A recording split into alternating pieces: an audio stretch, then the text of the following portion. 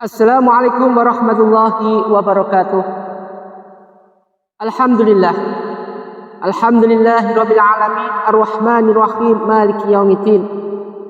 Iyyaka na'budu wa iyyaka nasta'in ihdinas siratal mustaqim siratal ladzina an'amta 'alaihim ghairil maghdubi 'alaihim waladdallin amin. Asyhadu an la ilaha illallah wa asyhadu anna Muhammadar Rasulullah. Allahumma shalli wa sallim ala sayyidina Muhammad wa ala ali sayyidina Muhammad kama shallaita ala sayyidina Ibrahim wa ala ali sayyidina Ibrahim fil alamin innaka Hamidum Majid.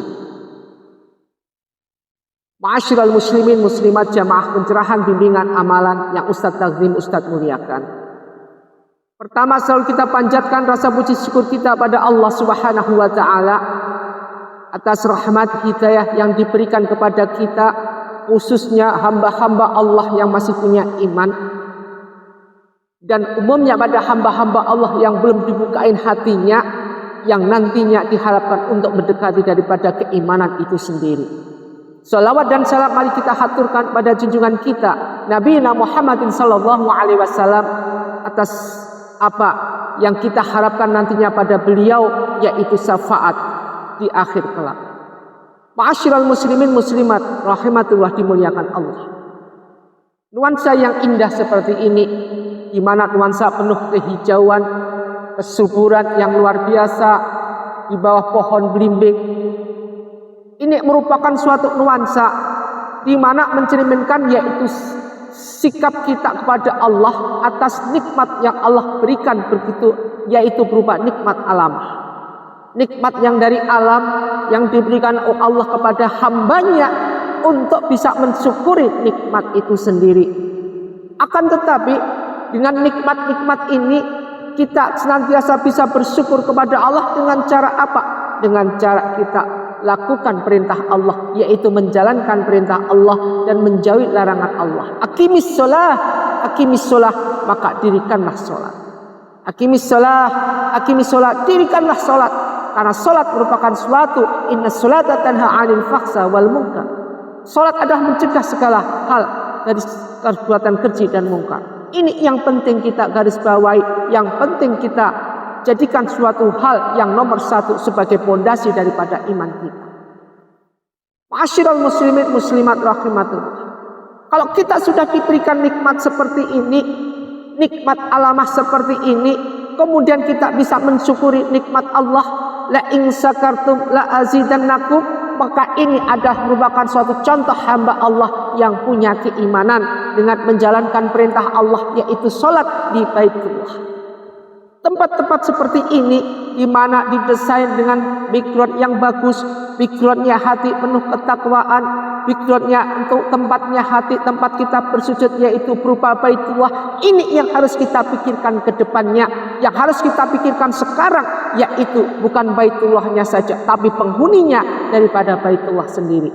A'udzubillahi minasyaitonir rajim. Bismillahirrahmanirrahim. Sebutkan dalam surat At-Taubah. Lataku fihi abada. Janganlah engkau mendirikan di sini yang dimaksud dengan at-takub, yaitu mendirikan sholat fihi di dalamnya abada selamanya. La masjidu, yaitu masjid, sungguh masjid itu asisa yang didirikan ala taqwa, di atas ketakwaan. Jadi asisa ala taqwa, di atas ketakwaan. Jadi kalau mendirikan Baitullah atau rumah Allah, jangan asal-asalan. Otomatis didasari semua di sini asisu ala taqwa, yaitu di atas dasar ketakwaan. Min awali yaum, dari hari pertama didirikannya ahaku, adalah lebih pantas antakumu fihi, untuk engkau mendirikan sholat fihi di dalam masjid itu, di dalam Baitullah.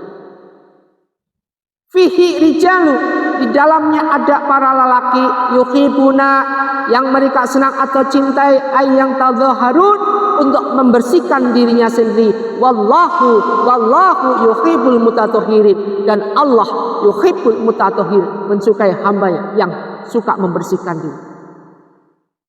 Membersihkan diri di sini adalah membersihkan diri dari hati kita, untuk senantiasa, apalagi di bulan Rajab ini, kita senantiasa Wallahu yuhibbul mutatahhirin, yuhibbul mutatahhirin. Kemudian kita bersihkan hati kita. Kita bersihkan hati kita dengan cara apa? Taubatan nasuha di hadapan Allah Subhanahu wa taala.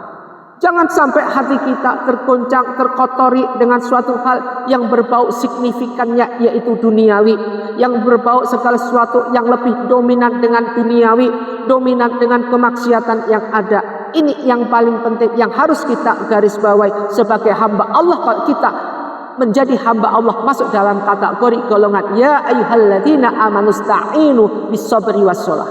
Ini penting sekali buat kita jadikan suatu hal yang merupakan dasar atau tonggak daripada apa untuk kita melangkah ke jalan Allah. Afaman, maka apakah orang-orang asasa yang mendirikan bunyanahu atau bangunan, yang dimaksud bunyanahu ini bangunan berupa masjid Baitullah, ala taqwa di atas dasar ketakwaan minallahi kepada Allah, waridwana dan mengharap keridhaannya, khairu itu lebih baik, aman asasa, aman ataukah orang-orang asasa dia mendirikan bunyanahu bangunannya ala safa jurutin hari, yaitu di atas tepi jurang yang runtuh, fanharu lalu bangunannya runtuh bersama dia fi nari jahannam, ke dalam neraka jahanam. Jadi di sini disebutkan afaman asasa bunyanahu ala taqwa minallahi wa ridwana, di dalam mendirikan suatu bangunan yaitu Baitullah itu didasari dengan ketakwaan itu khairun yaitu akan lebih baik, aman asasa bunyanahu daripada mendirikan bangunan ala safa'ati khuruj di dalam tepi jurang.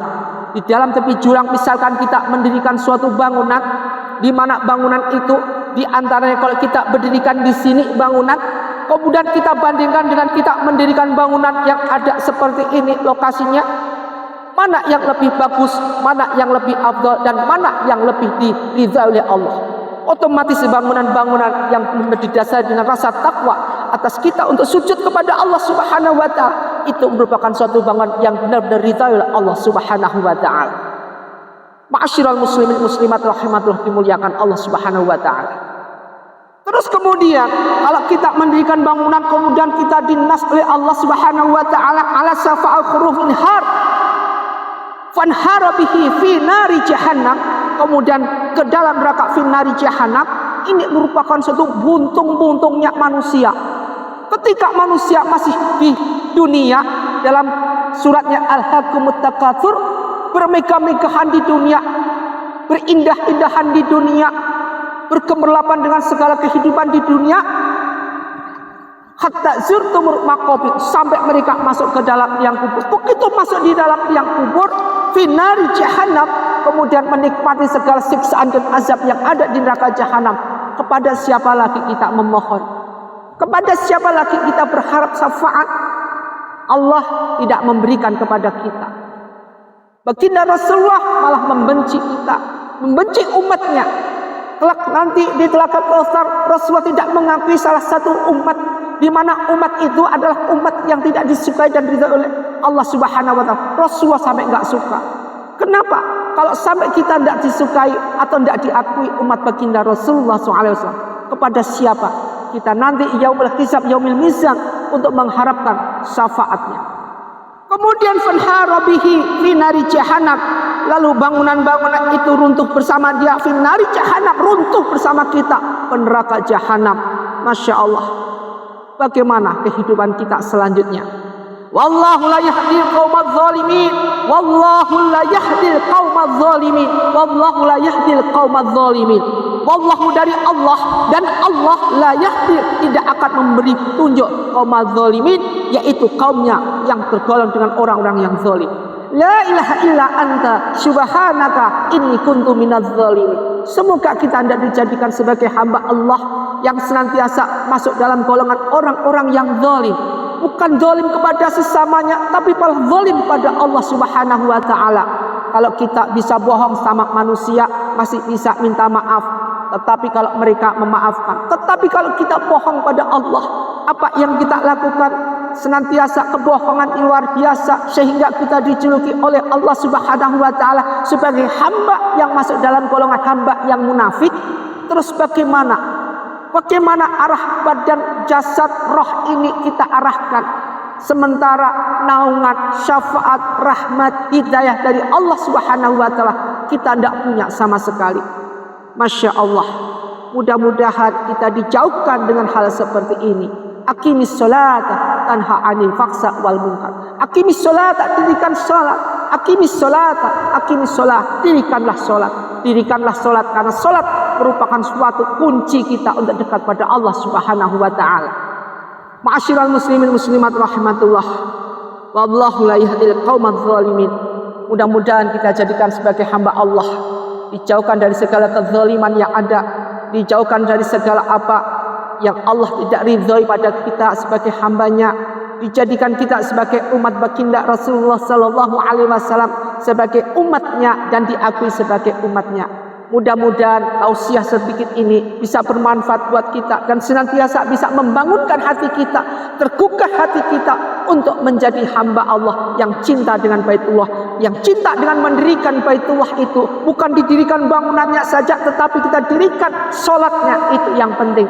Maka dari itu, di saat kita mendirikan Baitullah, rumah Allah tidak akan bisa hidup apabila penghuninya tidak bisa menghidupkan. Buat apa masjid mewah, masjid bertingkat, tetapi tidak dipakai, tidak difungsikan sebagaimana fungsinya.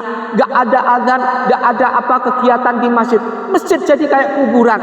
Yang paling penting adalah maka dari itu dirikanlah suatu Baitullah, rumah Allah, didasari dengan hamba-hamba Allah yang takwa. Banyak penuh kegiatan untuk menjadi hamba Allah yang takwa Allah di situ. Kegiatan berbagai macam aneka ragam untuk menjalankan perintah Allah. Mudah-mudahan bermanfaat apa yang kita kaji, kemudian kita realisasi dalam kehidupan sehari-hari. Usikum wa nafsi bittaqwallah wa billahi taufiq wal hidayah. Wassalamualaikum warahmatullahi wabarakatuh.